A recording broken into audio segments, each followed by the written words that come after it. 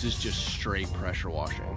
And this is what you get when you decide to try to cut back on my premium price. If you're thinking about starting a pressure washing business, but you want to learn more about the equipment, mixing chemicals, how to clean every surface on a residential job site, property protection, and much, much more, check out the How to Wash course. It'll be the first link in the comment section and the descriptions.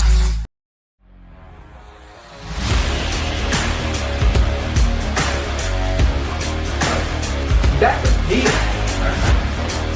To get started in the pressure washing business. What's up, guys? Aaron here with the Lean and Mean Academy. Welcome back. 3, 2, 1. And that we're trained inside of our minds subconsciously. Look at that. Number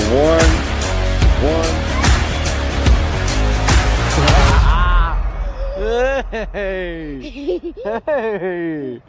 What are you doing, man?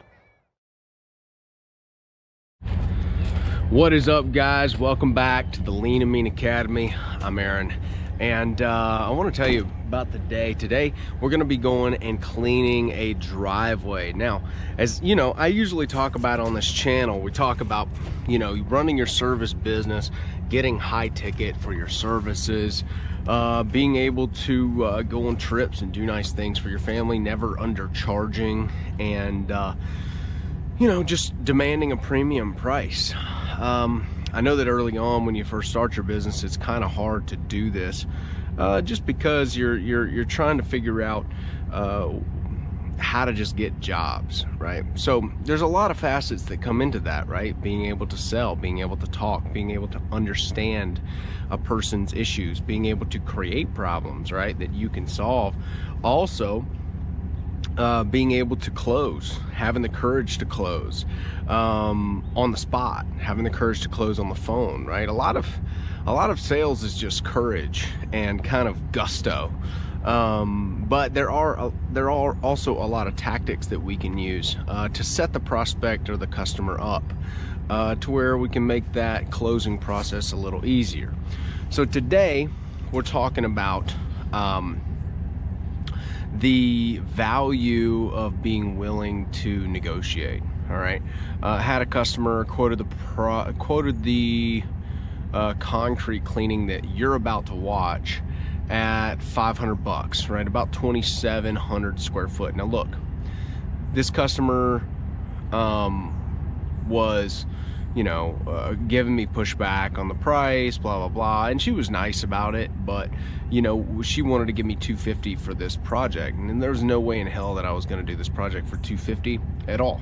So I came to a place, I'm about to leave town to go home to Alabama, and I was like, this will be maybe one of the last jobs that I do before I go back. And it's like, look, here's the thing, I didn't have anything scheduled for today. It's cold here, dude. It's been freezing. Business, at least residential, has slowed down, and I do a lot of residential houses. I don't focus a ton on commercial currently. I may next year, but this year and last year has been a lot of residential houses. We've done hundreds of residential houses this year. So, being willing to negotiate, I told her, look, I'll do it for $300, and we worked out a deal that we could both come to. And it's brushed concrete, it's not bad, but $300, as you're gonna see in the video coming up, without a post-treatment.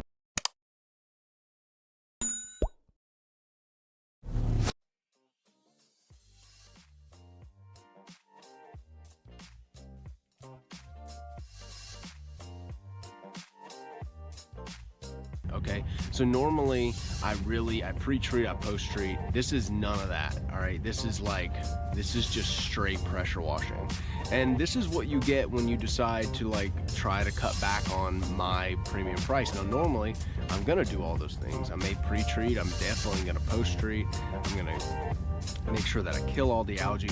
But when a customer starts to negotiate with your price, they start losing these premium add-ons, regardless or not if they understand what the difference is with post-treatment and how much that's going to actually push the lifespan of this cleaning. It's not my problem. Like, when you go down the road of negotiating with a normal price, and you start bumping it into a place where I'm like Craigslist guy now, all right? you start losing those premium things. Now, in the spring, I would just tell this prospect, like, not gonna happen. I wouldn't do it. But right now, it's a little slower than normal. So why not do the job, right? But don't do the job at the normal premium way that you would operate. Like, I'm not gonna waste all of those chemicals on this. So let's head to this job site right now. You guys are gonna get to watch me surface clean it personally, and we'll get going. Hey, also, if you're wanting to sell high ticket jobs like I do majority of the time in the summer and the spring, and when demand starts really kicking up and time frames start being of the essence, click the link in the description below. Download my 3 controversial mine hijacks PDF for closing high ticket jobs. When you do that, it'll also take you, it'll also send a link to you to our private Facebook group as well. So go ahead and click that link, and I'll see you guys at the job site.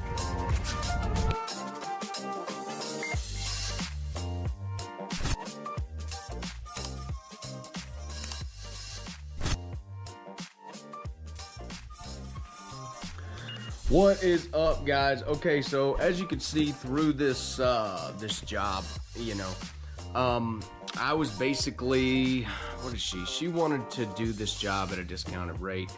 Like, you know, normally I don't really negotiate super heavy or allow that type of thing, just because I really struggle with half-assing things. Now, look, if you do negotiate, then I don't do the same type of job. I don't do post-treating if we don't do the official price that I go with.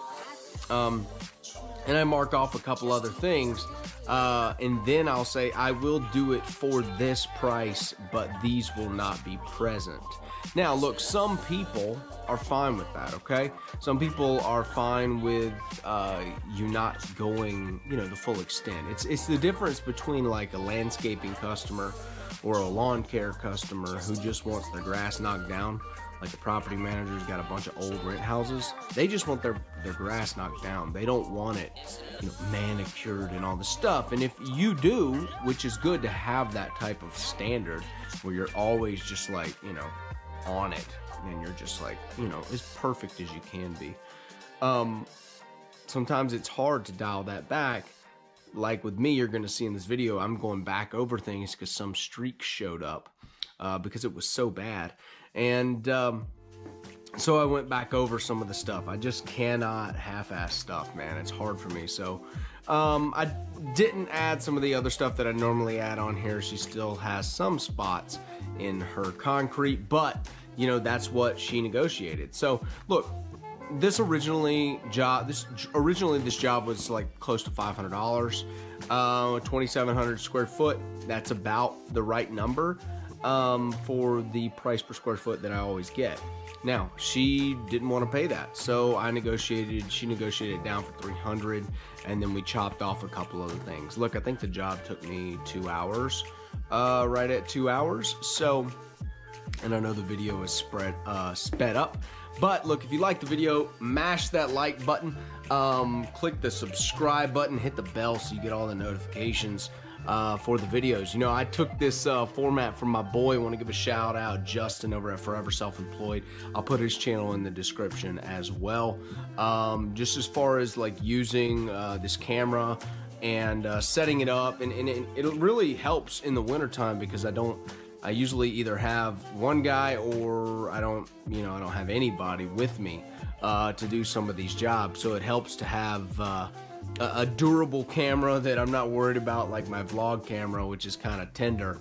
If you get water or dirt on it, man, it's I learned that from a snowboard act.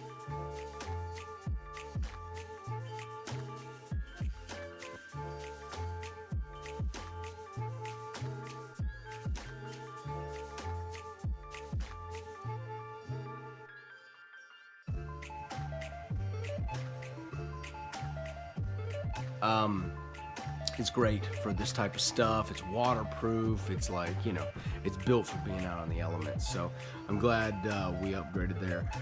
Again, look, guys, if you want to sell high ticket jobs and, you know, you're wanting to kind of learn the business, download the PDF in the description. It's a free PDF. It's 3 controversial mind hijacks to selling high-ticket jobs. And that could be for pressure washing, window cleaning. Some of these methods, they're all the same. So you need to understand that in a service business, things don't really change. Like the selling of them doesn't change. Okay, the marketing of them really doesn't change. Now, the demographics may change. How you reach that market and where that market congregates, where that audience may congregate, may change. But the fundamentals are still the same because it's a service business. So go ahead and download that PDF if you are in a service business or if you're in pressure washing or whatever, and tell me what you think about it. Hey, I'm wishing you guys a Merry Christmas. I got the Christmas tree. She ain't lit up, but I'm gonna go down to Alabama, where I'm from, for the holiday, and it'll be probably the first time that I've been down there. No, it will be the first time that I've been down there for Christmas morning. My family does a huge breakfast. The whole family comes, and I'm really looking forward to like a pile of bacon the size of my torso.